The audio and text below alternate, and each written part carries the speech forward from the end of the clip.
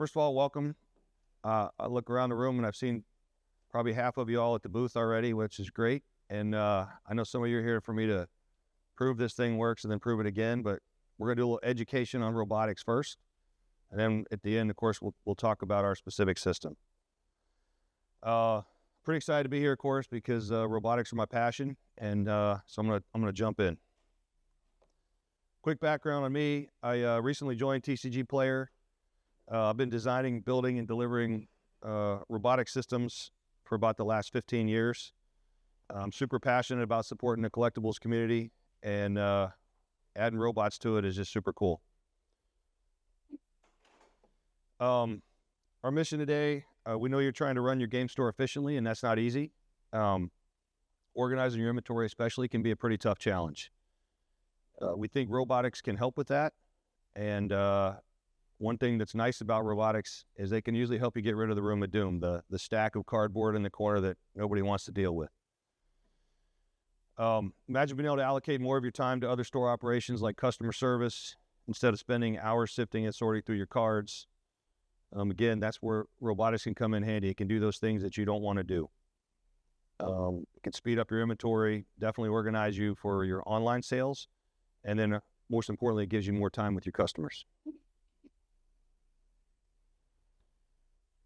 In-store automation, we call that that's our term for using technology inside of your store. You can automate the processes and the tasks that you've got to deal with in your business. Inventory management, sifting, sorting, and digitization. It can improve your team's efficiency, definitely reduce your costs, and again, kind of enhance that overall inventory management experience, giving you things better and faster. You'll see this theme throughout this pitch, by the way. Inventory management, for the most part, and the feedback that I and my team have gotten from you as our customers is that's the thing you want to deal with. And so a lot of our discussion here about automation and robotics today is going to be around that. Okay, so what does this mean for you? Robotics and automation can digitize your store and inventory.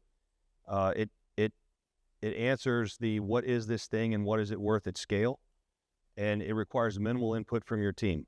Said a different way, the labor and the skill of the employees you have doesn't have to be as high to operate a robot as it does to go through 800,000 cards, identify who, what, where they are, and what their value is. Fast, accurate, high-volume inventory automation is a great opportunity for professional card sellers. It has essentially three components. A robust and accurate catalog. If you don't have an accurate catalog, it's really tough to know what you've got.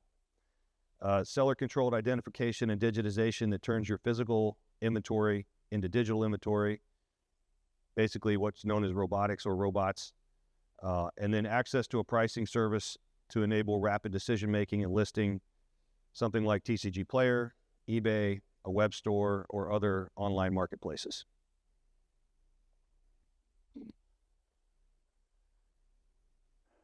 Okay, this is how most of you list your cards online. And I say most of you because I know in a group like this, as diverse as we are, that someone will find a different way to do it. You've got trained in-store labor typically that does all four of these functions.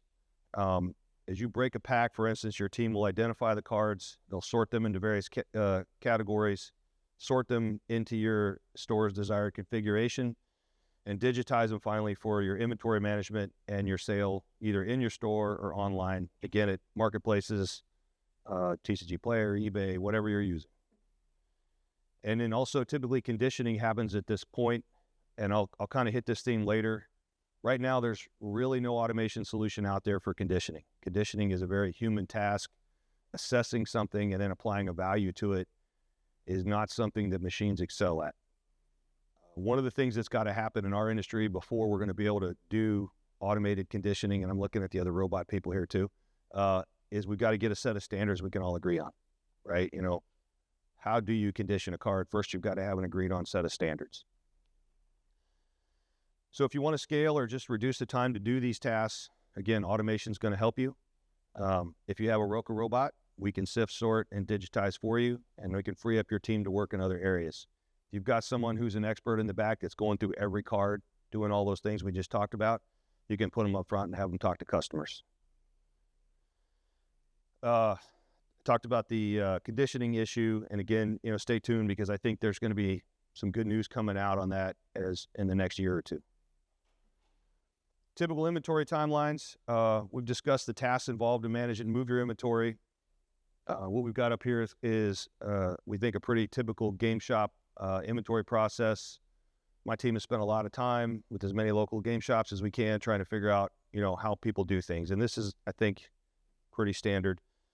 And I want to lay out a couple things on this. This is the time it takes a skilled and trained teammate. So if you put somebody new, 17-year-old that's in high school, and you put them in there and say, go do this, and they have no training, it's going to take them a lot longer. This is somebody who's good at what they do. This is about how long it takes. And this is where robotics really comes in a good play for you. We can take these tasks, take them off your plate, and we can give you that labor time back to put them towards some other use in your business. The filing, the shelving, some of that you're still going to have. But if they're all in the sorts, in the conditions you want them, in the packs, it's much easier to move them around your shop. Okay, using a robot can give you a pretty sizable savings per card. Our assessment, that's about 3 to 4 cents a card. Just some numbers from my specific team. We've got about 400 machines in the field, and last month we processed 20 million cards. So take that 20 million times that number, and you can see there's quite a bit of savings out there to be had. We expect better than 99% identification on every run of the cards, and I think that's another critical component here. If you don't have the accuracy with the time savings, you're going to end up spending that time to go back through them anyway. And so, obviously, with robotics, one of the key things is you apply the time savings, and you also want to have the accuracy that comes with it. Good. Other benefits you can get from automating and digitizing your inventory. Using a robot requires minimal expertise. You don't need to have a trained subject matter expert for the cards you support. Running a robot is a low-skill job, while manually adding inventory is a very high-skill role. Robots allow you to move your high-skill people to the front of the store and customer acquisition or other areas where you need them. Our robots don't take sick days. Bureau of Labor Statistics from 2022, which is the latest ones I was able to look up, the average employee took over 10 days off each year. Frees up you and your team to add more value to your store. If you got back a day for each teammate each week, what else could they be doing for your business? And then finally, and my favorite one, robotics operator looks pretty cool on your resume. It's a good recruiting tool. All right, long-term savings, probably what most of you folks are interested in here. We just looked at what a per card savings looks like. We talked about kind of the volume that's out there in the world to be moved. On average, our sellers, and again, I don't have data for some of the other providers out there, but our sellers break even on a robot at about 9 months. It generates long-term savings because you're going to run this robot for years. Many of our robotics customers see an increase of about 40 or 50K in sales volume over the first 180 days of running the machine. We get a statistic back, it tells you the weekly, daily usage as we're providing customer support to folks. And so that's where all those numbers come from with that 20 million volume I was talking about. And again, that savings can vary very much based on how you set up and how often you run your robot. We've got folks that run robots almost 24 hours a day. And frankly, a lot of them do in the 20-hour range. And then we have folks that run it once a week. That's usually somebody sitting in their garage that's got it for personal use, but your results will vary. The question isn't really about how you lower your labor costs either. I want to highlight that. I love robotics, and robotics are not about eliminating jobs. What they're about is they're about making you more efficient at what you do. And hopefully when you leave here, that's one of the messages you kind of got your head around. It's not intended to be a one-for-one replacement for humans, but it does things that humans really shouldn't be spending their time doing, and it can do that faster and more efficiently, and it frees up your folks for other roles that you have for them. One of the things that we see a lot of is you can run your machine at night, and then you can sell and trade during the day. Robots don't just reduce costs. They don't sleep, eat, or need a break. I always look around the room after that with the Cyberdyne Systems, Model 101 going to come walking in the door. All right, nobody gets my Terminator joke, but, I tried. But a robot on your team will mean more cards pulled, sorted, listed, and sorted, and you'll have a higher volume operation. Okay, robots can scale your business online. They increase your volume sales. They give you more accurate, easier purchasing of customer collections in bulk. They can enable you to trade and sell in adjacent games and markets that you're not currently in. And they allow customers to come sort their collections in your store. And that last one's a pretty big deal. When you have a robot, not only is it cool, people want to come see it, but they can also come use it to sort, which means you get the traffic with the people coming in your door. More foot traffic means more sales for you. All right, I got a couple customer testimonials here in a couple of these slides. And I'm going to let you all read the slide, but I'm going to talk on a couple of the highlights here. The first of these is Jersey Card and Comics. They were an early adopter, and they really continue to grow and maximize their time. They've got 3 brick and mortar stores now and a bunch of online marketplaces that they work through.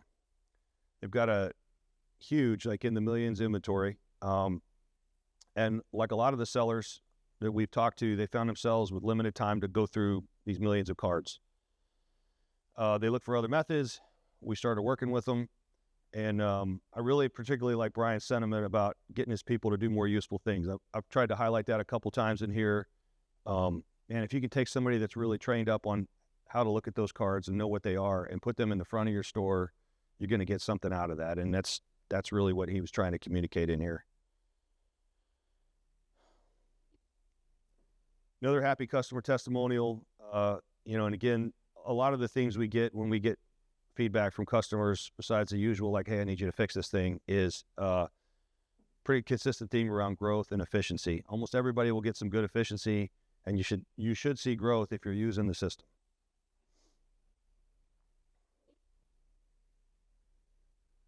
All right, now here's my favorite stuff. I like graphs.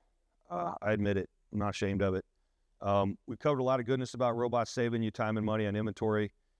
You've seen some of the customer experiences. Hopefully you've actually gotten to talk to some of our customers, or you've come by the booth and we've been able to talk to you. How does that translate to growth and income? These are 2 of our current customers. Again, we pull this data right off the machine, so it's pretty easy to get to and manipulate around so we can display it. But we typically see a pretty big spike in growth in the first 180 days. That's when the customers learn how to use the robot. They get comfortable with it. They get comfortable with how they want to set up their inventory. And our best partners use these things day and night. So they, like I said, they either run their shop during the day and then they operate the robot at night, or sometimes they operate the robot all day long, all night long. This drives more sales. And frankly, it's something that I learned in this because I'm used to different kinds of robots. A lot of the robots in our industry actually like to run all the time. They do better if you keep them fed. So here's our 2 product lines that we offer. We have a bunch of ways to get you one of these in your store. We can lease, finance, or outright purchase. We'll cover more of that at the end of the seminar. I just wanted to put them up here. Again, we have 2 different customers, or 2 different offerings, the Roka and the Roka Max. They both sift, sort, and digitize all in one unit. And both of them come with games on them already installed and ready to operate. The one machine does Magic, Pokemon, and now Disney Lorcana. And then the other one does Yu-Gi-Oh! Yes, I did say Lorcana. Hopefully some of y'all saw that. It's the same machine on the outside. The inside is a different tray setup and a little bit different mechanicals, and that's the one that does Yu-Gi-Oh! So they can both do Yu-Gi-Oh!, but they're 2 separate machines. And I'll get back to you. Yep.